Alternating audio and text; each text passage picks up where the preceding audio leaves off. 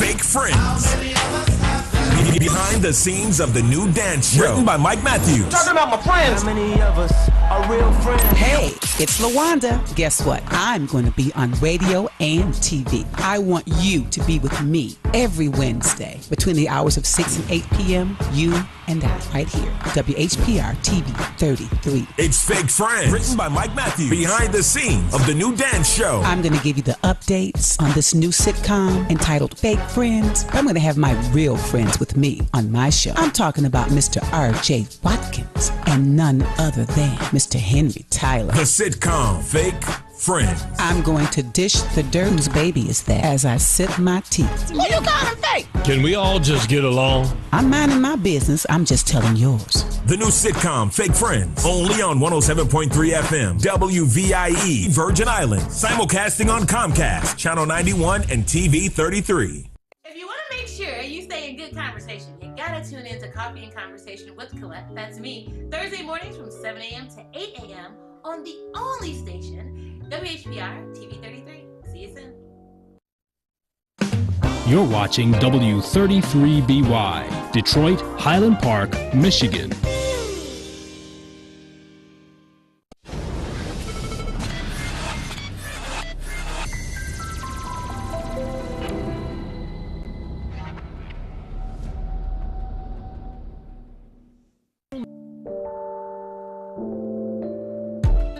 Great morning to you. You know, it's amazing Thursday morning. It's the 10th of November. And our worlds have totally changed. And I know that you know that they have. And you probably are still reeling off of the change.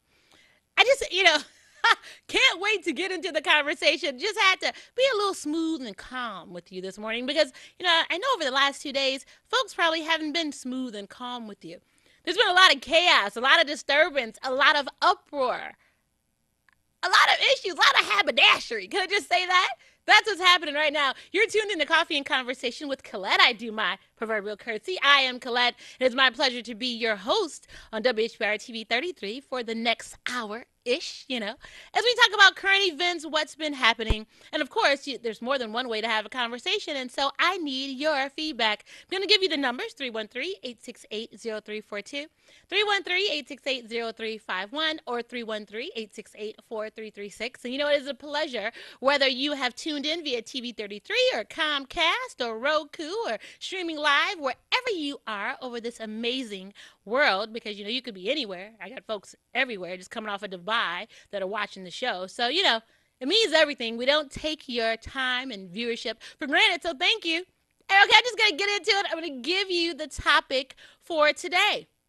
What's next, America? Are you done playing Russian roulette? Let me give that to you one more again.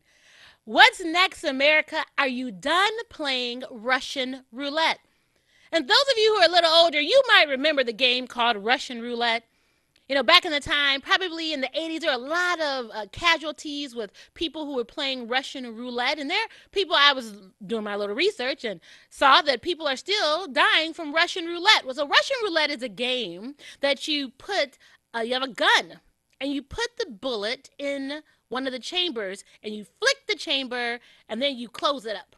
And so you all go around your circle and put the gun to your head and pull the trigger and see if the bullet is in the chamber, and then, of course, the rest of the story.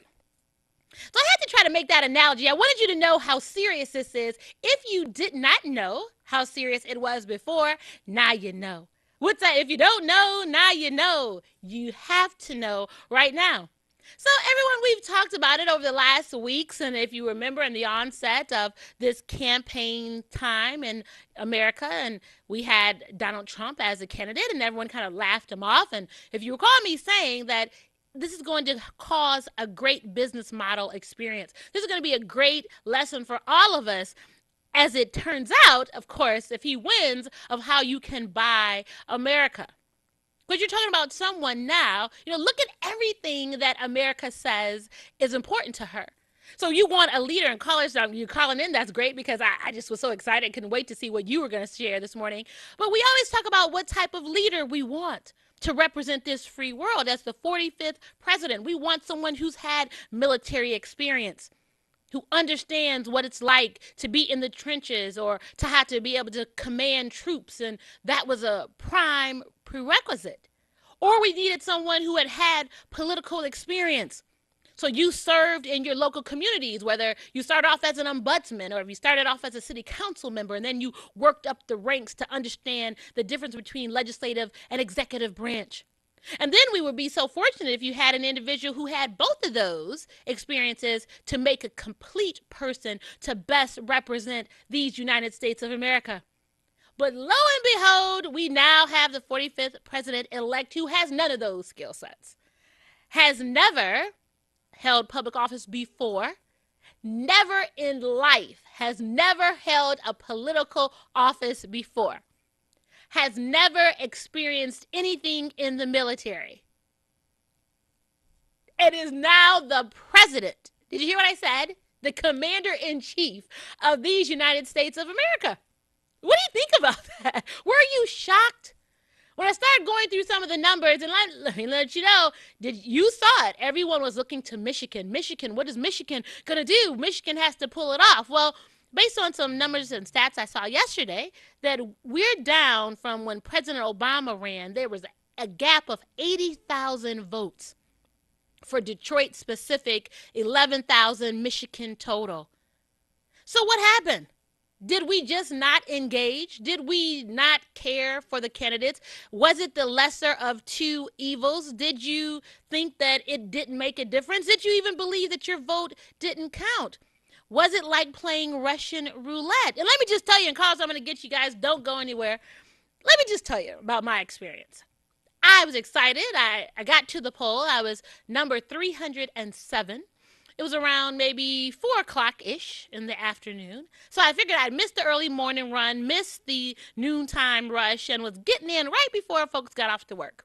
So I'm going, I'm deliberate in what I'm doing because I know what I'm doing. I know the candidates I want to vote for. I know what the issues are. And so I just knew that this was going to be an in and out experience.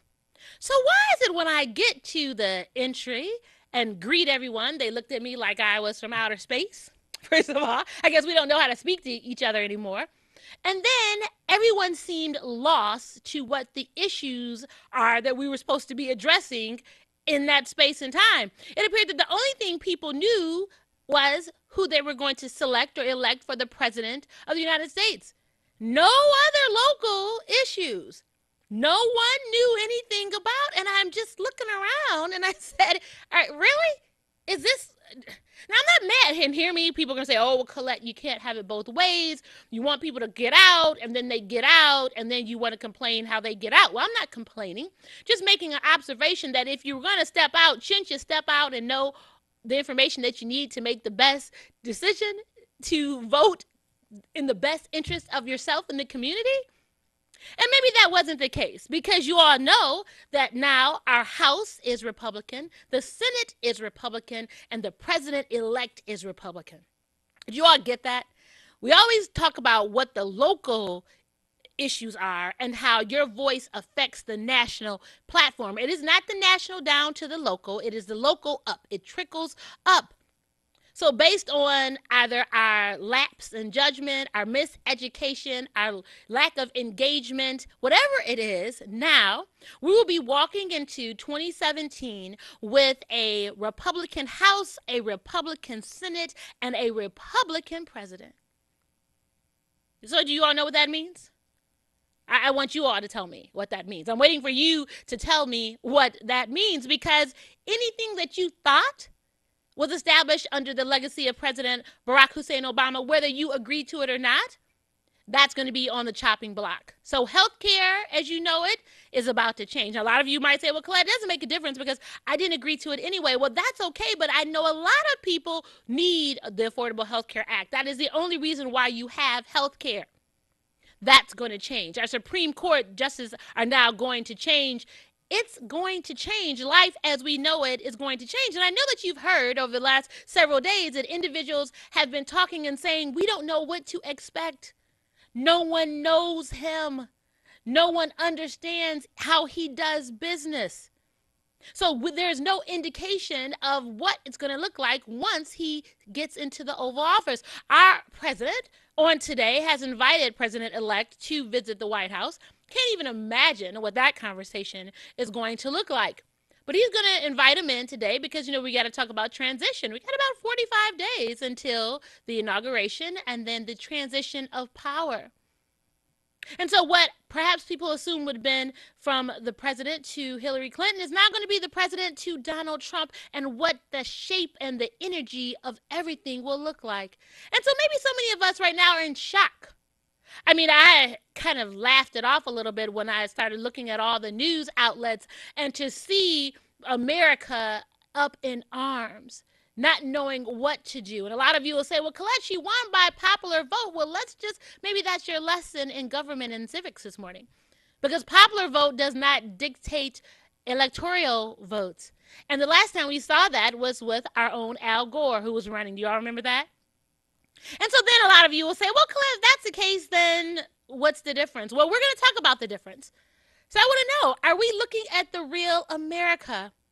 Van Jones, who's a political commentator, and you all probably have known him, African-American man, he stated that this is called white lash. So white America is now coming back for everything that's changing in America, how the landscape is changing, how the colors and hues of America are changing, that they're just fed up, and so now they're going to elect and select who they wanted. Then you might say, well, Collette, how did this happen?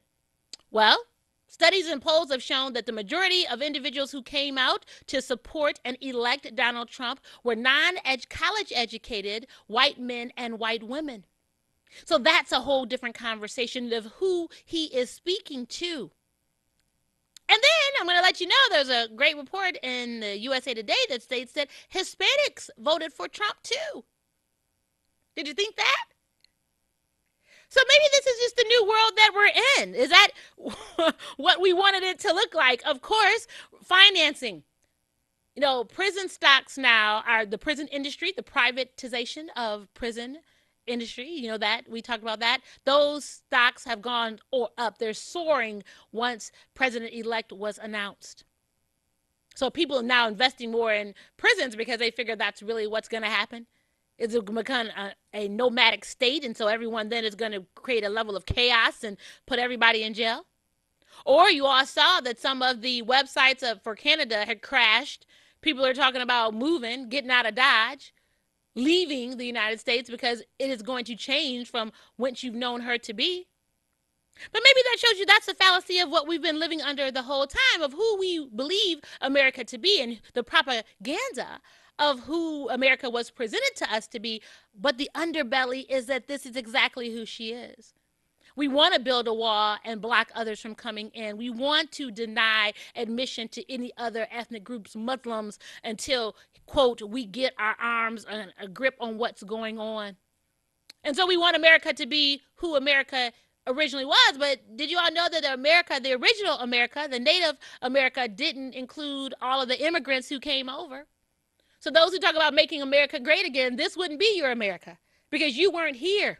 You came over from someplace else. Did you get that? You took over a nation that was already inhabited and already thriving and successful in where she was at that state and time. But we don't think about that. Do you think that the people in Appalachia and those folks who voted so heavily for Donald Trump, and I mean, we're talking about Michigan, folks up in Michigan who voted, and Wisconsin and voted, and all the states that were previously led and held by Democratic vote, then switched to Republican. Was your life better when there were Republicans in office before? I mean, that's what I really want to understand, because you were dealing in the same situation, living in the same space, having the same challenges right then. So is it all the difference of skin color? Did everyone say, this is my one shot to get back what I believe in? And if that is what it is, say that. I don't have a problem with it, because we talk about a lot of people had problems with President Obama being elected and selected just because he was an African-American man. No problem.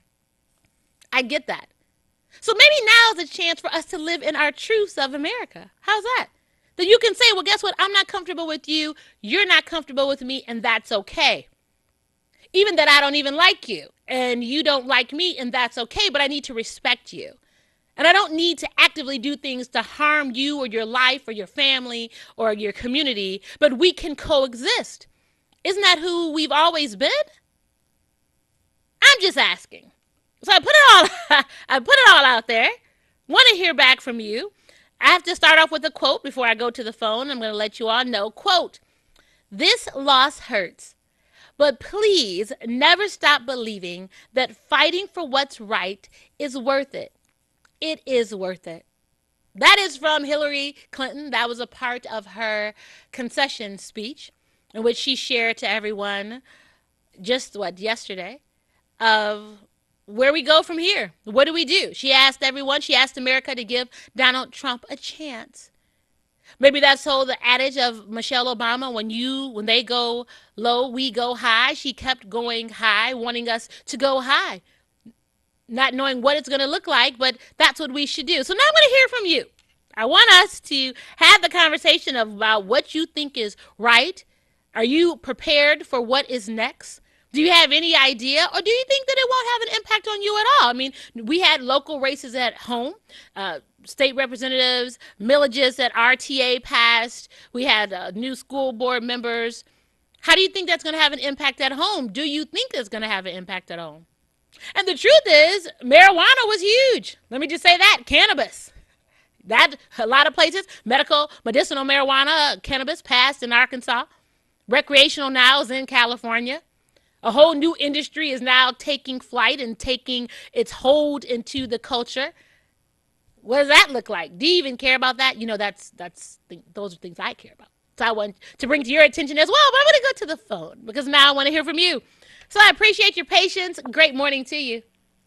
Good morning, Collette. Good morning. Good morning. I can't touch on everything that you have touched on, but I'm going to say something here. Okay.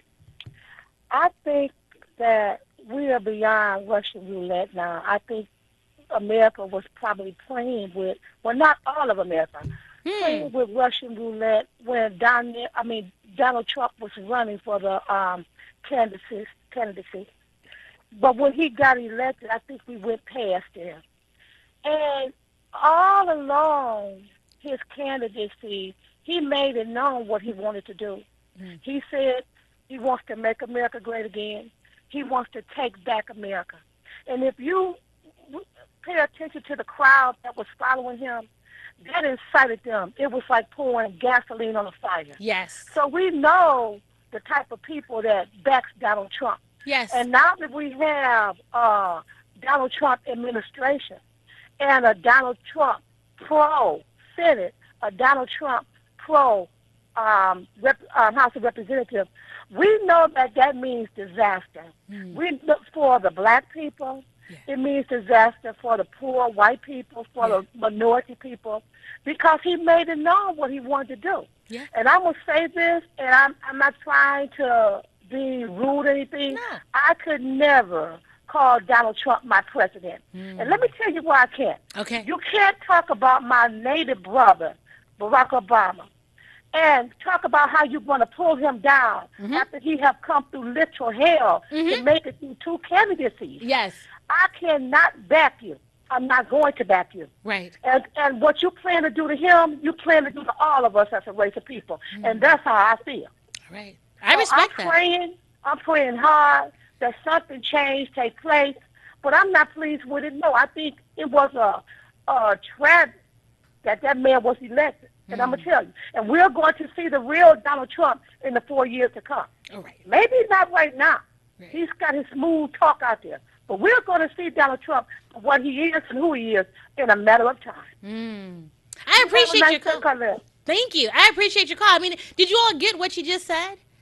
You make a great point when you say that we're going to see him. Sadly enough, I think we've seen him. I think that what he is going to unfold is going to be of enormous proportion. And maybe I'm wrong. Maybe he will get political because in business he understands it's like a shock jock. So do you think that he was just saying all the things that he needed to say to appeal to that underbelly group that knew that there would be no one politically astute that would say the harsh things that he said, but what they believed to be true so he could get their vote. And then he lessened the blow. Do you think he'll lessen the blow when he gets in? Do you think he'll learn politics? I mean, he's very shrewd now. He couldn't have had these successes. And a lot of you all say, well, Collette, he's had several bankruptcies and this, that, and the other. Well, yes, he has. But in that, those are successes. He's understood how to work the system. So much so that we have elected and selected someone who has gone 18 years or so and hasn't paid taxes. He knows how the loopholes in America. So then how is he going to take that understanding of the loopholes into the presidency, into the Oval Office? Do you wonder what that is? And then maybe since we are so brass with maybe pulling the side of how he has addressed women, how he addresses other ethnicities, he's so bold in everything, and we support that. So do we wonder what that's going to do? Maybe the bigger issue was that we just didn't want to have a woman elected. Was that it? So, if newsflash, everyone, when the whole feminist movement and the civil rights movement came out, it was the premise of white women wanting to get out of the house. Let me just share that with you. If you thought that it all started because black folks needed rights, no. It was white women didn't want to be the June Cleavers of the world anymore. I don't want to be the Stepford wife. I want to get out and have a job. I want to make my own way. I want to be employed. I want to have a career. And that's not what white men wanted for white women. And so then they started a movement. So then it was equal rights for everyone. And then it was feminism. Hello? And so what Hillary Clinton represented was breaking the glass ceiling for women. But then you had so many women who didn't vote for Hillary Clinton. Did you find that interesting? Not outside of her politics. Not that she was already first lady, had been first lady, I believe in so many regards, had already served as president in some capacity because that was the role that her husband set in and she was right there with him. But we just were not going to accept a woman being the head of these United States. And you saw people crying. The conversation was that, wow, are you going to defeat the dreams of our daughters because she was going to be that first example? What do you think about that? Did any of that play into what this whole thing looks like? And then that the House, the Senate, and the presidency will all be Republican. Do you all get what that's going to look like? Let me go to the phone. Let me see what you think. Great morning to you. Good morning, fellow patriots. Hello, Patriot. Yeah, well, Collette, you brought up a lot of interesting facts. Okay. Especially the last one about the woman. I remember when Sharon McPhail ran for the mayor position. And I've heard women say they didn't want a woman lead now. Okay. Mm-hmm. So this kind of philosophy kind of, shook me a little bit because, you're a woman. You don't respect, you don't respect yourself. So that's what it pretty much you're saying. If you don't want a woman to step up and lead something. And, and how many of these, how many of these Baptist preachers didn't vote for Hillary because she was a woman? Oh, well, stay right there. Wait. Stay right there, Patriot. So wait a minute. So first we're going to talk about what it looks like women, and I've read studies, and actually I've experienced it myself. Women have a problem with other women in power. I don't know what that is. Please, if you all out there, ladies, call in and let me know. Why do we have problems with other women in power? So that's first thing to your point. When you said preachers, aren't these the same preachers who don't want the women in the pulpit? That's right. Oh, okay. So I didn't know if that's where you were going with that. Oh, that's right. Okay, I figured I could say it since I was a woman. I just didn't, And you mentioned the popular vote too. Yeah. 53 million people voted for John McCain, and 53 million people voted for Mitt Romney. 59 million people voted for Donald Trump. Okay, that's up 6 million people. 6 million people came out the woodwork to change America. Yes. I think the 6 million people was a protest about this was just establishment politics. Yes. They didn't care what Donald Trump said. They was just against. This was an anti-establishment vote. Yes. That's all this was. Yes. And so what happened? So stay with me. So are we then suggesting that whatever comes of this, it is, and whatever that looks like, that it was enough to make this point. So not that he was worthy of a candidacy, but I gotta fight. I'm fighting the systems that be. Is that what you're saying? Well, I say that to say work because anybody can run for president. Well, yeah. No prerequisite for a candidate for president. You just it is. Well, it should be. And and an American. That's right. It. That's all you got to be. Right. So anybody can run for president. What I'm saying is that the establishment of Washington D.C. You've heard me mention this several times. Yeah. When 92% of America want just a simple gun background check and don't get it. Yes. And even right here in Michigan, when we went to the polls and voted for Public Act 4, we voted it down. Mm-hmm. Then they come right back. It's been around. Yes. And then it brought 436. Right. It's a climate in our country right now where the people are being disrespected. Yeah. So this was a vote of saying, hey, we are tired of being disrespected. We'll put Bozo the Clown in there. Right. We don't want to, because Hillary Clinton, she was the poster child for established politics. That's all. Yeah. She was just in the wrong place at the wrong time. That's it. No, you didn't. So, question. I'm telling you, 6 million people came out to woodwork. That's what I'm saying. And they voted for the Republican Party when there was a steady flow of 53 million people voting for the last two presidential elections. Absolutely. No, I get, hear me. When you start talking about being a strategist and understanding what the political landscape looks like, it was a perfect maneuver.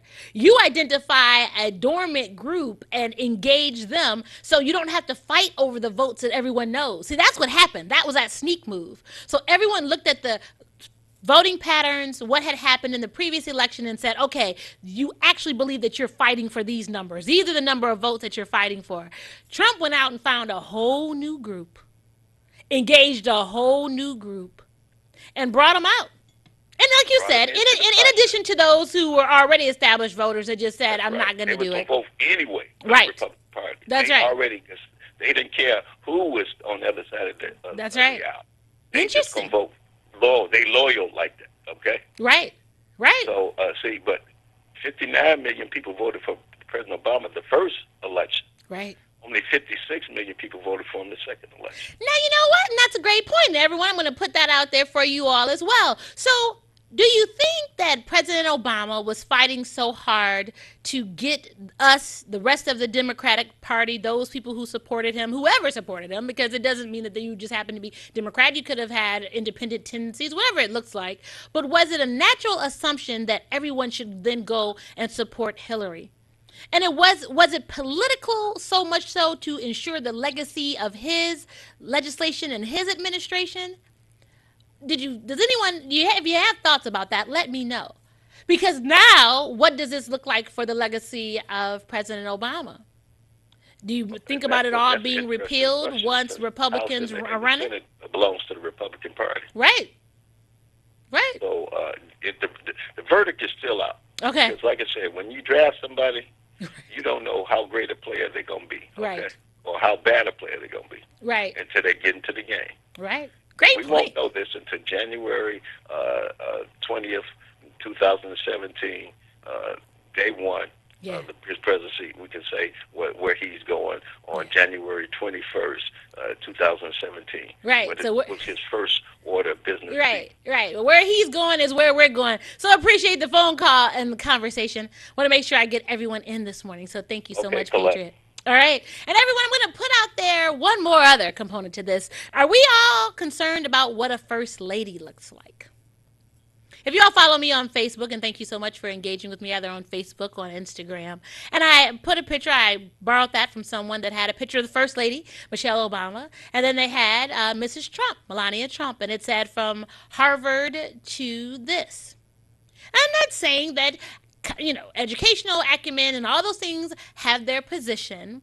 But are we concerned with what that image looks like? I mean, I did a little research. She's supposed to be fluent in 5 languages, was a previous model, has some philanthropic endeavors, and that's kind of all that we know about her. So do you care? Is it important to understand what the first lady is going to do?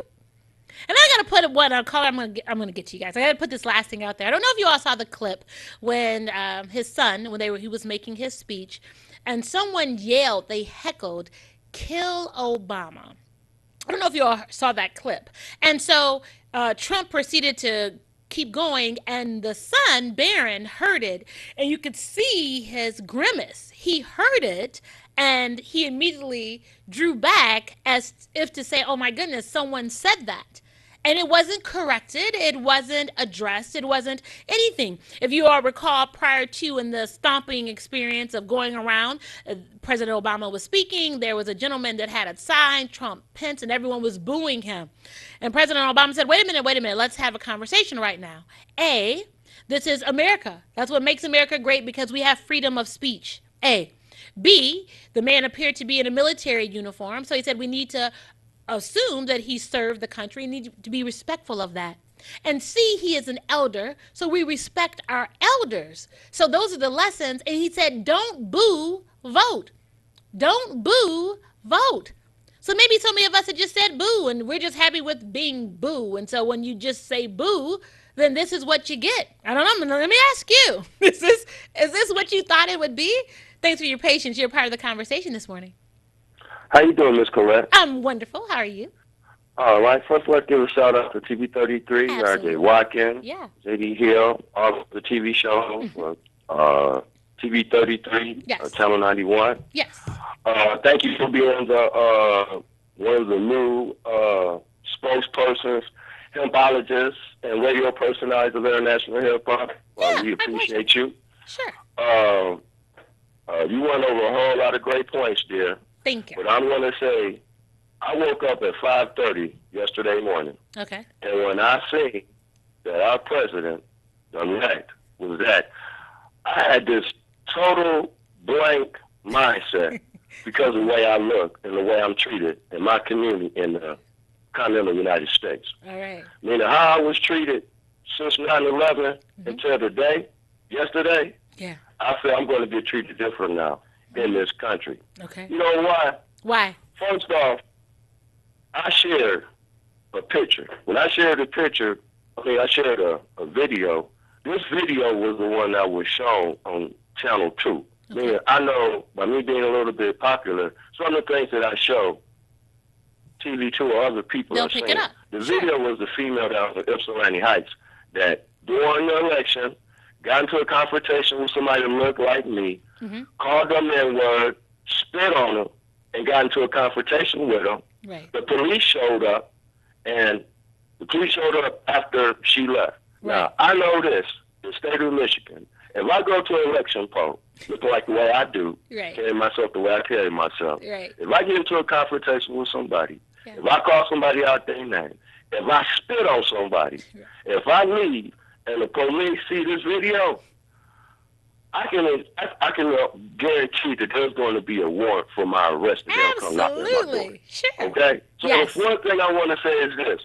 If that woman don't catch no case, that's what this new administration is about. Because remember, a lot of people are not going to really identify with certain realities. Right. Now, I know that Donald Trump comes from the Klan country at the end of the day. Yeah. Okay? Everything we're talking about is part of Klan culture, okay? So that's a person that can be classified as a white segregationist, okay? Now, there's a person in our community that just like Donald Trump, but nobody's going to want to say. He doesn't act like Donald Trump, but he does the same thing. And this is what I saw. Okay. I saw Donald Trump in his private meetings with when it came down to the Republican or his campaign. Okay. I see him spitting the rhetoric and the negativity. When I see him in front of the camera, around everybody else, he talked a totally different conversation. So when you went to a Donald Trump campaign rally, you heard him talking about people distinctly. This is where all the negativity came from. Sure. Okay? But then when you go in front of the cameras or go in front of the debate, okay, all of a sudden now, he's not talking like that. Right. Now, there's a guy that runs a religious organization out of the United States that combined Islam and Christianity. Every time this individual will have a meeting among the people that look like him, private meetings, that's when he will talk about folks that he didn't like.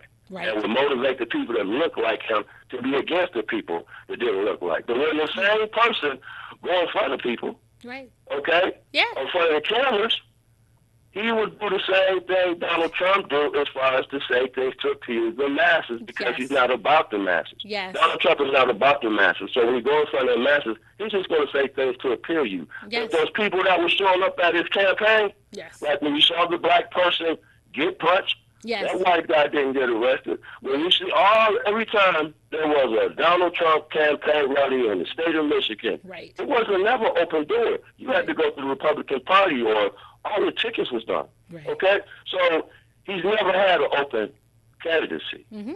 Great point. This person has promoted white privilege. Yeah. Now, I remember calling you within the last 3 months, and I said, over 100 years ago, the history of our country repeats over 100 years ago. Mm-hmm. Over 100 years ago, 1920, we had a president who was a Klan member, a Klan supporter. Okay? Yes. This was 2016. Yes. Okay? Mm-hmm. The only way this individual who we just elected said that right now we have problems with other country and trade agreements. But if I'm not mistaken, if you go to Oakland, Macomb County, you're going to see more foreign cars built outside the United States. You're going to see more TVs built outside the United States. Mm-hmm. You're going to see clothes. You're going to see jewelry. Mm-hmm. You're going to see food built outside the United States. Mm-hmm. So when people have money, they get to pick and choose what they want. Yes. Okay? Yes. I remember us being from the city of Detroit, looking like us. I remember the day in the early 80s, if you parked a foreign car at one of these plants, it got tore up. Right, so right. The true essence of being an American is not what makes us different, but what makes us common. And in these last 8 years, when it came down to people like me that had no problem saying that they voted for somebody based on color, we catching that right now. Yeah. I know you remember me talking about that. Yes. So the thing is this. If you, right now, before yesterday, I've been running the hip-hop organization almost 10 years. Yes. I got 4,500 featured artists all around the United States, a couple overseas, national talent, okay? Everybody that's part of my organization, it's over 5,000 members all around the country, a couple places, Yes. They know I'm about man love. But one thing that every American, especially if you look close to me, you got to be about legal money now. You know why? Because if you're not white privileged, ain't nobody going to do a damn thing for you. Nice. That's it. Yeah. Great I hate to say it like that, dear. I want everybody, I don't care what you look like, where you come from. Understand that DJ Amon got mad love for you. Right. But our country has elected a white segregationist. Okay? Nice. And since in the black community, there's a black segregationist that's been elevated to a certain level. Mm-hmm. We people in the city of Detroit need to already understand what Donald Trump about to do. Because just picture the black segregationist that's most well known in Detroit. What would he do if he was president? Yeah. Okay? All right. We're going to talk about it because I got to get all the rest of these callers in. So I appreciate you, 8 Mile, always. Have an amazing day, all right? Everyone, thank you. Now, you put it out there, everybody. I'm not trying to be funny. So what's the difference now? He makes a great point. So with all the conversations and all of the points that Donald Trump's campaign played into, and that's removing the hood. So we don't have to wear the white sheets with the holes in them anymore, right? I don't have to go burn the cross in the yard anymore. I can just say it. But how many people talked about that? The difference of when you grew up in the South and you grew up in the North. At least in the South, you understood who you were dealing with. If people flew around their Confederate flags and they were proud of it and they didn't, care for black or brown people or whatever the case may be, you knew who you were dealing with. I always heard that then when you came up to the North, it was suits and covers up and the likes, and so you didn't know who you were dealing with. They knew how to mask their prejudice. So now if Donald Trump is speaking to a group, and if that's what he really believes, or that's what we play into, so now we just understand it, that it's out there. So is it better for us to know that it's out there? Because it's always been there. So now that it's just out there and everyone knows it, and that it's known that people have outwardly embraced it. So now you don't have to hide anymore. Is that what it is? I mean, is there a comfort in that, at least? And before I go to the phone, I got to put out this point. In Donald Trump's concession speech, he thanked Hillary Clinton for her service and all the work that she has done, and said that now we have to work to bring folk together. Did you ever wonder how? Like, how does he suggest that that's going to happen out of everything that has been happening? The sheer fear that is in individuals right now. I have a friend, and she said that her daughter was crying and said, Mom, do we have to move right now because we're immigrants? Will we have to leave the country because we're immigrants? So that is the fear that we have built up, and so that's who we believe that America is, and that's what we show to everyone else. Hey, I want to hear from you. What do you think? Thanks for your patience. Good morning. Did I lose you? Okay, let me keep on going. Thanks for your patience. Great morning to you. Hey, Collette, how you doing? Hey, how are you? You know, I've been looking at social media and hearing everything, and, you know, we've been through worse. You know, I remember when my grandfather told me one time, he said, man, we survived Nixon. Go on and go to school. We're going to be all right. Right. There is an apparatus out there that is of a higher calling and change. Okay. How do you think Nixon had to quit? See, don't think, I hear people say, well, he's worse than Nixon. Well, how do you know that? Nice. I wasn't born when Nixon was in office. I only can go through the tapes and hear how he was, and I don't see that in I don't see that in no politician today, to be honest with you. Okay. To be so blatant and racist from the highest office. And when you get to giving the devil power that he ain't got, then I think you put yourself in trouble. Everybody we all better go back to Africa. We ain't been in Africa. Right. Why you ain't want to go back to Africa? Good when point. Teddy Bush was in office? Sure. Yeah. Why you ain't want to go back to Africa when Reagan was in office? Nice. And he had Alzheimer's. Nice. Right. Great. But you know what? I mean, you give a different position. That's why I love having the conversations that we do, everyone, on these Thursday mornings. So maybe that's just what makes us feel good.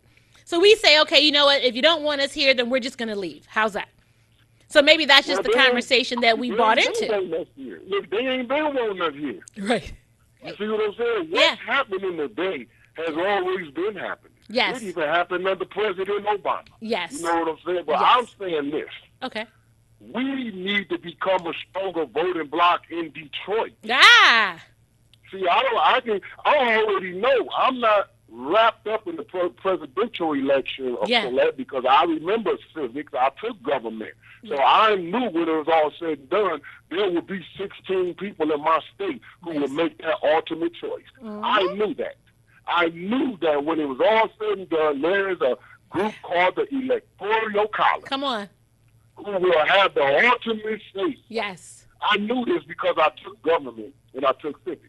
So I knew how much of my time and energy to invest in that particular race. Nice. I also knew that throughout history, the president have never yielded a magic wand for the black community, and I exclude LBJ with his civil rights bill because that wasn't exclusive of black people. That bill was for everybody. Right. No one ever gave black people a bill.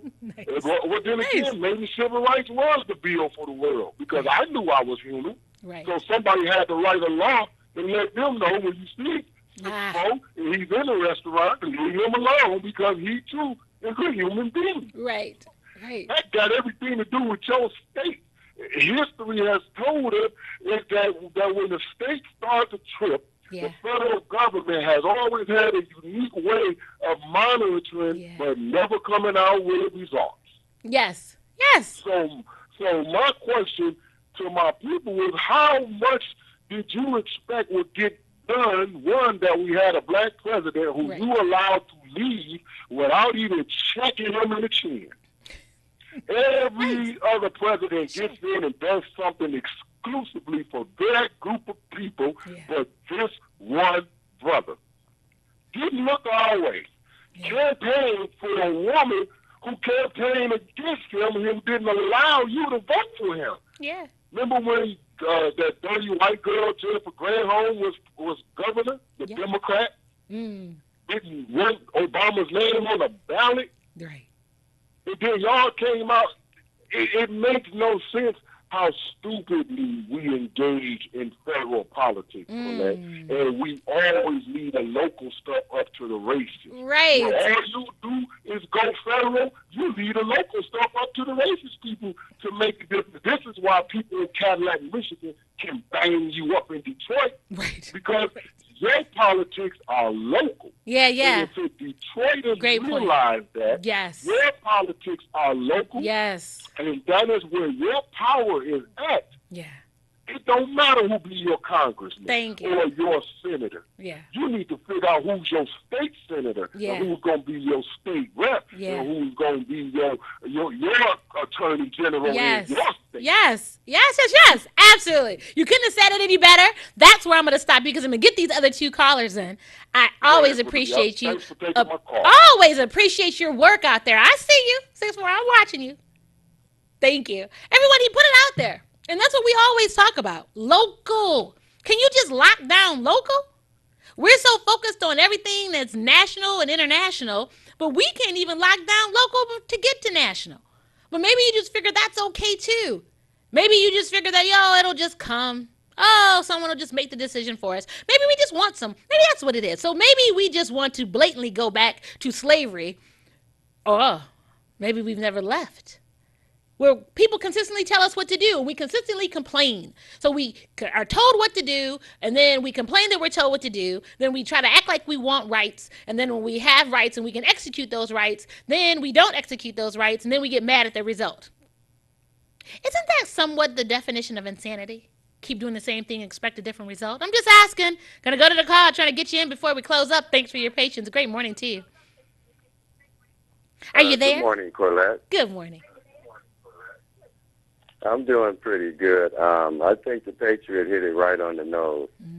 Previous 8 years, the two elections for Barack Obama, the Trump voters represent the illiterate, rural white people that refused to vote for Barack Obama in the past 8 years. Okay. And I feel like all of this is a bit like closing the barn door after the horse has gotten out. Okay. You cannot drink spilled milk. So I want to end my call with a quote that I came up with about Democratic Republicans. If a bear steps in the same bear trap twice, should he not lose his other foot? Love it. Love it. Did you just drop the mic? He just dropped the mic. Did you all get what he said? So if the bear was caught in the bear trap twice, should he have lost his other foot? That's what I love about you all. I love the conversations that we have. I love that we can agree to disagree. We know there's more than one way to have a conversation, but you make your points. And you know that we can talk about it. I appreciate that. I'm going to get the call. Thanks for your patience. Good morning. Good morning. Good morning. I didn't, Ms. Collette, I don't have any words of wisdom as the last caller. All I can say, though, is that the blessing and the curse for me was that my parents both passed on. Okay, that's the curse, not so much the blessing. But what they did tell me is something I'm seeing the same thing. They talked about the other depression. Okay. But what I'm looking at is what's different from when in 1945 or whenever, 29, whenever they had the stock market crash. What's different? What is different that the world is different. Whether you want to accept it or not, it's different. And my mother would give me these things, no man is an island. Okay, and I'm saying, well, why is she telling me these things, words of wisdom? Whether they want to believe it or not, you're going to take America back. No one is going back to where America used to be. It can't go back. It can't go back. It can't. Even though we have an abundance of money and material things, we really can't support ourselves. We need everybody else. Nice. And that's what I'm looking at. When they start closing, if he wants to close borders and stay over here by himself, you're starved to death. Right. Close up your own house and don't go out. Right. You don't have food. Mm-hmm. You don't have when it gets cold or whatever. You don't have money. No way to produce this. Mm-hmm. You yourself. Mm-hmm. Okay. You're gonna need somebody. Yeah. Now, when you need somebody and they don't want to give you what you need, yes, you're in trouble. Right. That's when the world is different. You're in trouble. Nice. When you talk about you didn't have words of wisdom, that was perfect. That was absolutely perfect. So appreciate your call. I'm trying to get at least these last two in before we wrap up, so thank you. But did you all get what he said?